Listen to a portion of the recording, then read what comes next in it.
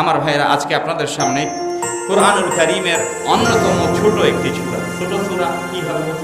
এটা আকারে, এটা কোরআনুল কারীমের সূরা বাকারা সবচেয়ে বড় সূরা। কিভাবে বড় সূরা? এটার অনেক বেশি আয়াত, সেই জন্য এটা বড় সূরা।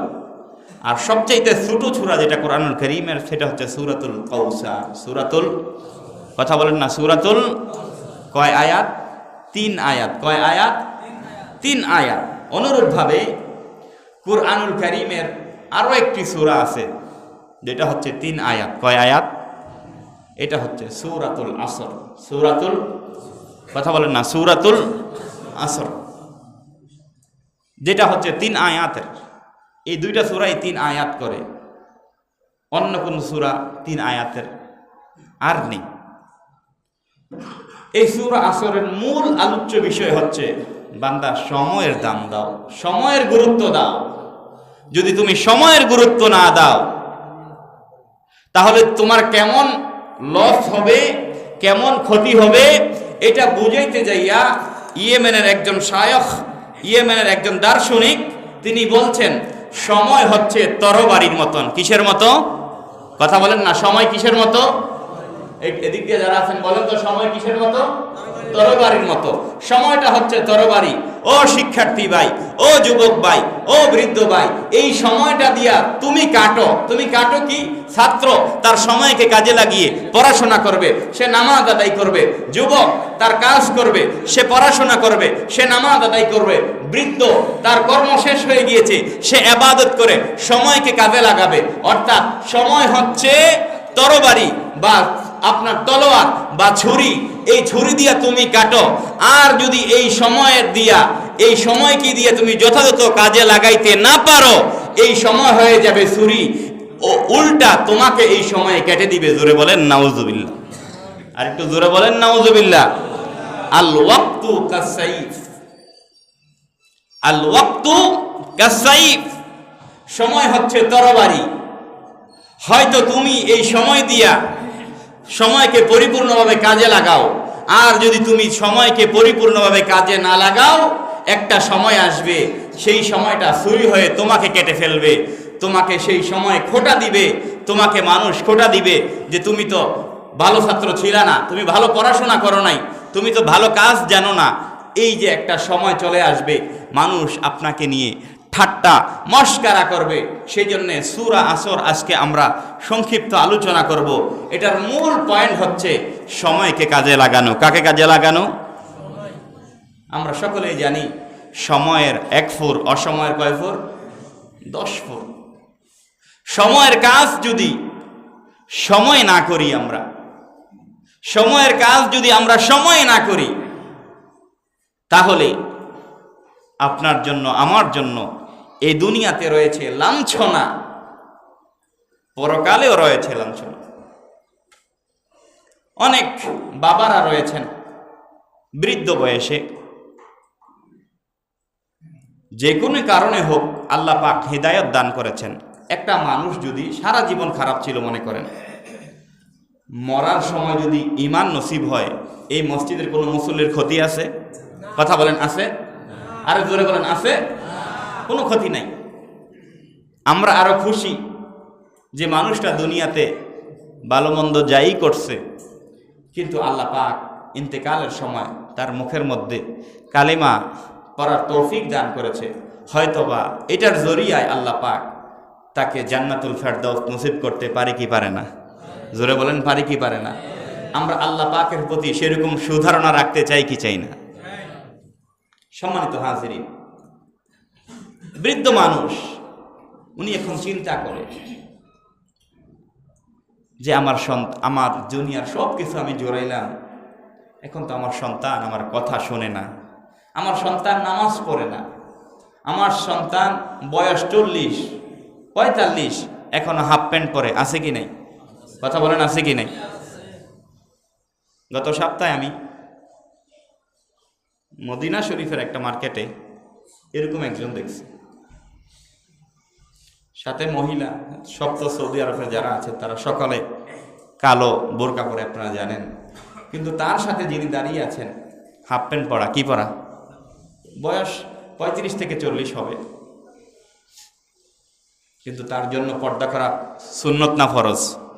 কথা বলেন না? এরকম আমাদের সমাজে হাফ প্যান্ট পরে এরকম আছে কি নাই? আমি দেখেছি আপনাদের এলাকায়, আমি দেখেছি। আমি যেটা দেখি খুব ভালো করে বুঝি এবং দেখি।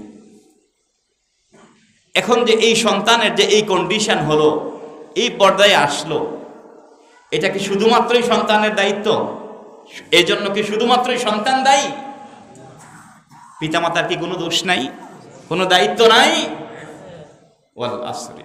সেই জন্য আল্লাহ পাক সময়ের কসম করেছেন। আপনি সময় মতো তারকে তারবিয়াত দেন নাই, আপনি সময় মতো, যখন সময় ছিল তখন আপনি ইসলামী জ্ঞানের শিক্ষা দেন নাই, আপনি কোরআন হাদিসের জ্ঞান দিয়ে আলোকিত করেন নাই। এখন সে বড় হয়ে তার যেটা মনে চেয়েছে সেটাই হয়েছে, এখন সেটাকে ইসলামের পক্ষে আছে, কোরআন সুন্নাহর সাথে সামঞ্জস্য কিনা, এটা দেখার কোনো সময় আপনার সন্তানের নাই। সেজন্য আপনি আমি পিতা হিসাবে, মাতা হিসাবে দায়িত্ব আমাদের রয়েছে এবং মরার আগ পর্যন্ত দায়িত্ব থাকবে, কিন্তু আমাদেরকে চেষ্টা করতেই হবে, হাল ছাড়লে হবে। সম্মানিত হাজিরিন, সেজন্যে আজকের মূল আলোচ্য বিষয় হচ্ছে কোরআনুল কারীমের সূরাতুল আসর। আমরা যে আলোচনা করব সংক্ষিপ্ত, আল্লাহ পাক যেন আমাকে সহ আপনাদের সকলকে আমল করা তৌফিক দান করেন, বলুন আমিন। আর একটু জোরে বলুন আমিন। গত বুধবার দুপুর 12টায় মূলত বাংলাদেশে এসেছি।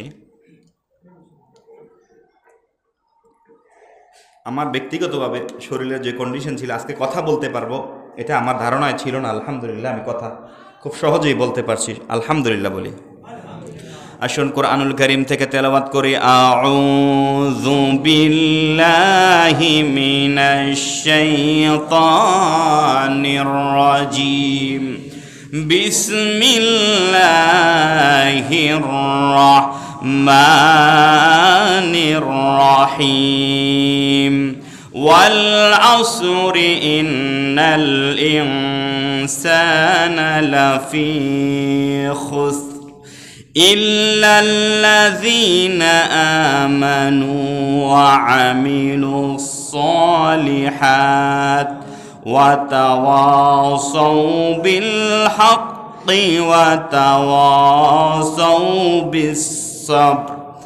আমার ভাইরা, পবিত্র কোরআনুল কারীমের 103 নম্বর সূরা, যেই সূরার নাম হচ্ছে সূরাতুল আসর, যেই সূরার মধ্যে 3টি মাত্র আয়াত রয়েছে, যেই সূরাটা পবিত্র মক্কা নগরীতে নাজিল হয়েছে। আমার ভাইয়েরা, আমার আল্লাহ সুবহানাহু ওয়া তাআলা আসলে এই দুনিয়াটা কি, এই দুনিয়াটা কয়দিনের, এই সূরার মধ্যে 3টি আয়াতের মধ্যে সবকিছু বলে দিয়েছেন। আমার ভাইয়েরা, আল্লাহ তাআলা বলছেন ওয়াল আসর, সময়ের শপথ। স্বাভাবিকভাবে আসরের নামাজকে আমরা আসরের যে ওয়াক্ত, যেটা হচ্ছে আপনার সূর্য মোটামুটি তার যেই আলোক রশ্মি সেটা থাকে না আর, অর্থাৎ সূর্য স্তমোদিত হওয়ার আগে, সূর্য ডোবার আগে এবং সূর্য তার পরিপূর্ণ যেই গরম হাওয়া আলো থাকে, সেই আলোটা যখন থাকে না আর, সেই সময়টাকে আসর বলা হয়। মুফাসসিরিনে কেরাম বলেছেন ওয়াল আসর দ্বারা আল্লাহর নবীজি যেই সময়টাতে তিনি আগমন করেছেন, আল্লাহর নবীজি যেই 12 রবিউল আউয়াল শরীফ আগমন করেছেন, আমার আল্লাহ সুবহানাহু ওয়া তাআলা সেই সময়ের কসম করেছেন। জোরে বলেন সুবহানাল্লাহ। অন্যান্য তাফসীরকারকরা বলেন সময়ের কসম দ্বারা আল্লাহ সুবহানাহু ওয়া তাআলা যেই সময়ে সূরাতুল আসর নাজিল হয় সেই সময়কে বলেছেন, সেই সময়ের কসম খেয়েছেন আল্লাহ। স্বাভাবিকভাবে আল্লাহর কসম খাওয়ার দরকার নাই, কসম খাওয়ার কথা না। অর্থাৎ আল্লাহ যদি কোনো ক্ষেত্রে কসম খেয়ে যান, তার মানে হচ্ছে বিষয়টা অতি গুরুত্বপূর্ণ, অতি গুরুত্বপূর্ণ। কথা বলেন ঠিক কিনা? আমার আল্লাহ বলেন ওয়াল আসর, সময়ের কসম। আমার আল্লাহ বলেন, ও সময়, যেই সময়কে তোমরা গণনা করো, তোমরা কেউ 60 বছর বাঁচো, 65, 70 বছর, 75, 80 বছর পর্যন্ত বেঁচে থাকো, যেই সময়টাকে তোমরা বেঁচে থাকার জন্য হিসাব করো, গণনা করো, যাকে তোমরা সেকেন্ড বলো, মিনিট বলো, ঘন্টা বলো, দিন বলো, রাত বলো, সপ্তাহ বলো, মাস বলো, বছর বলো, যেই সময়কে কেন্দ্র করে তোমরা এতগুলা নাম দিয়ে থাকো, আমি আল্লাহ সেই সময়ের কসম খেয়ে বলছি, ওয়াল আসর ইন্নাল ইনসানা লাফি খুসর। আমার আল্লাহ বলেন, তোমরা সময় নিয়ে এত হিসাব করো, তোমরা সময় নিয়ে তোমাদের এত কিছু তোমরা করে থাকো, তোমরা সময়কে কেন্দ্র করে তোমাদের এত শিডিউল প্রোগ্রাম করে থাকো। শনিবার তোমাদের অফিস নাই, রবিবার অফিস রয়েছে, রবিবারের প্রথম মিটিং কয়টায় করবা তোমরা 2-3 দিন আগে হিসাব করে থাকো, রবিবারে লাঞ্চের পরে তোমরা কি করবা তার হিসাব তোমরা আগে করে থাকো। তোমরা সময় নিয়ে এত হিসাব করো, এত হিসাব করো। আমি আল্লাহ সময়ের শপথ করে বললাম, ওয়াল আসরি ইন্নাল ইনসানা লাফি খুসর।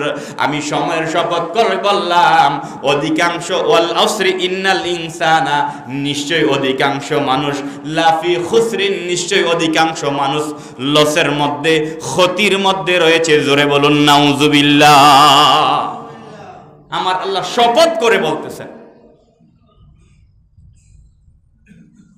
খুব খেয়াল করেন প্রিয় ভাইরা, আল্লাহ পাক শপথ খাওয়ার কোনো প্রয়োজন আছে? শপথ করার কোনো প্রয়োজন আছে?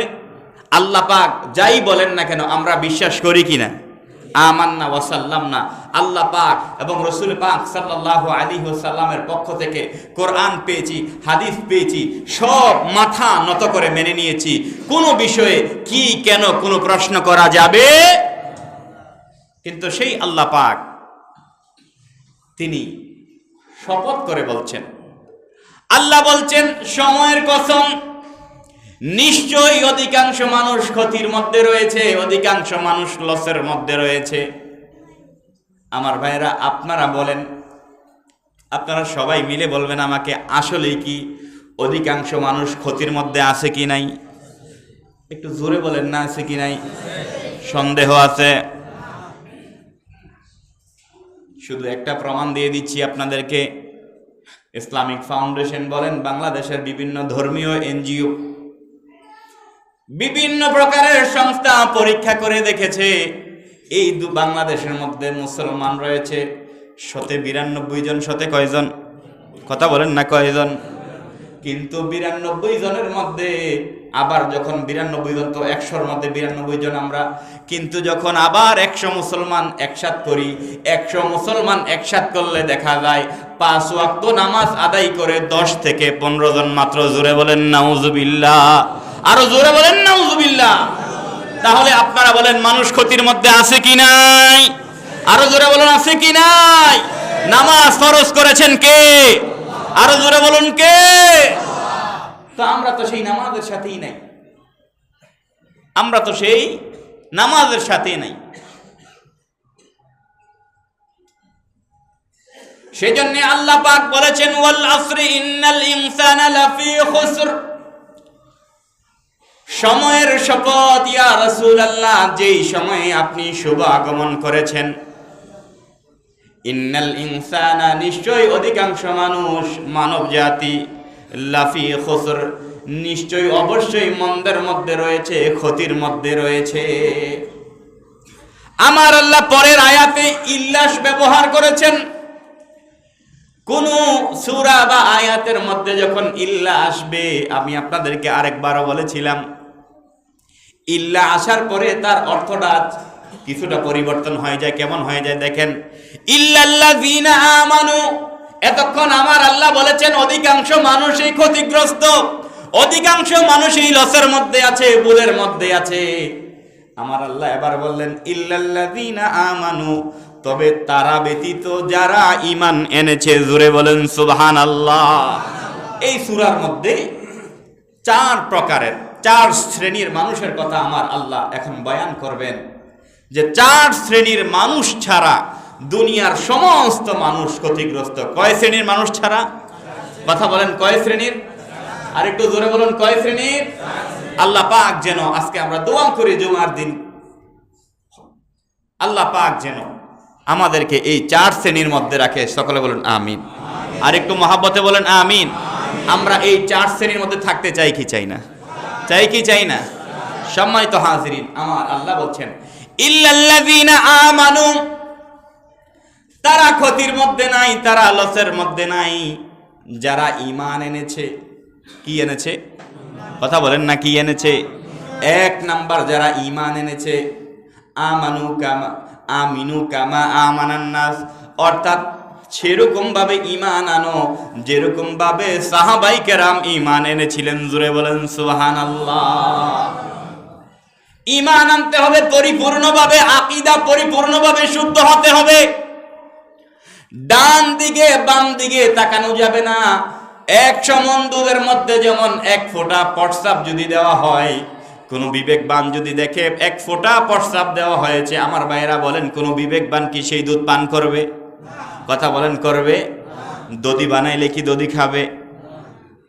আমার আল্লাহ বলেন ঈমান আনতে হবে, পরিপূর্ণ ঈমান থাকতে হবে। ঈমানের মধ্যে কোনো ভেজাল থাকতে পারবে না। 1 নাম্বার আল্লাহর প্রতি ঈমান, নবীদের প্রতি ঈমান, আমাদের প্রিয় নবীজির উপরে বিশেষভাবে ঈমান, আসমানি কিতাবগুলোর প্রতি ঈমান, পরকাতের প্রতি ঈমান, তাকদীরের প্রতি ঈমান।